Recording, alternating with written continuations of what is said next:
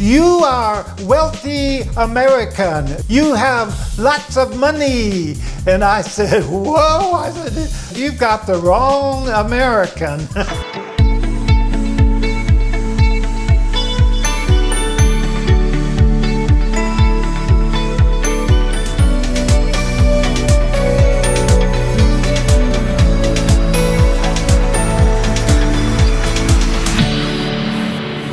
Well, welcome back, and we are going to take a look at some of the people that we face when we travel. Every country seems to have a certain emphasis, impact, and the people reflected. Well, I found out that for Americans, it was so surprising to me because I didn't think that I was dressing unusually. I just had regular things, and I remember walking out of the hotel for visitors in Beijing, China, and I was going to walk over and look over the Holiday Inn that was about a block away. And I came around the corner and I could see the Holiday Inn sign, which kind of gave me a little comfort. And then a Chinese man stepped in front of me and spread his legs and threw his arms out wide and said, you are wealthy American. You are rich American. You have lots of money. And I said, whoa, I said, wait a minute, who told you that? I said, you've got the wrong American. But anyway, I was amazed to find out. And this came up when I was dealing with souvenirs and some other things that I purchased to bring back with me, that it was difficult to negotiate or barter with the merchants because they have the idea that Americans have got a lot of money, and they didn't want to lower their prices because I was an American and I was supposed to have a lot of money. I remember going to the orphanage down in the more southern part of China, at Luoyang City, and I had to have someone go with me. I was traveling alone for that part of the journey. And so the missionary who was coordinating this for me, a missionary there in China, said, Fred, we're having a little challenge getting your interpreter, because the interpreter that I want to send with you is a young lady in her 20s, and she's not married, and she is excellent, she's very good, and I'd like her to go with you because she knows how to do her job and she does it well. Well, I had to meet her mother.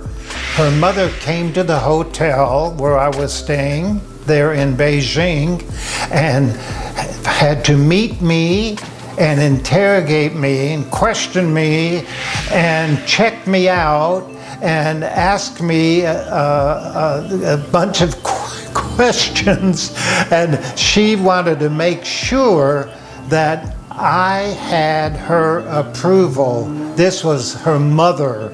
And so I was glad to accommodate her. In fact, I gained some respect for my interpreter's mother because of her concern for her single daughter, who was going to be going hundreds of miles on a plane and in a hotel. And yeah, I was paying all of her expenses and beside, but I appreciated that mother's concern for her daughter and her protection, and that everything was looked like, at least in her judgment, was going to go well.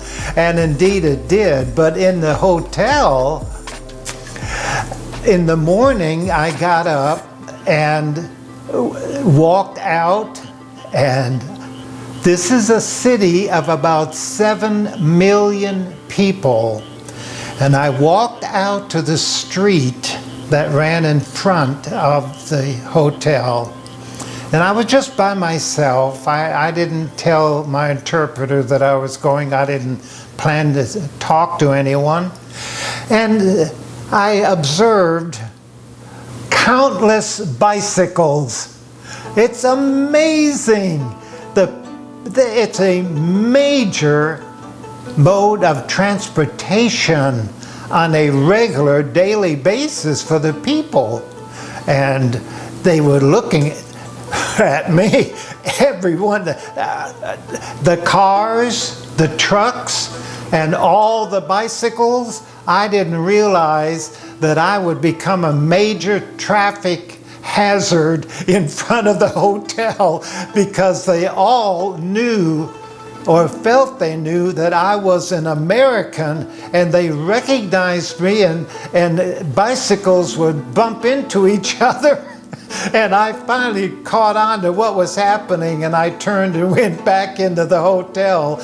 I was enjoying watching the everyday activity of the people and observing their actions and response and so forth, but I had to remove the fact that I was causing a real disturbance, and I didn't do anything but just stand and look around, and they're recognizing me as an American. Of course, I was a gift of this, I was a guest of the city, and I don't know if it had appeared in the newspaper or in some other way, but they knew I was an American, that's for sure. Well, that was interesting.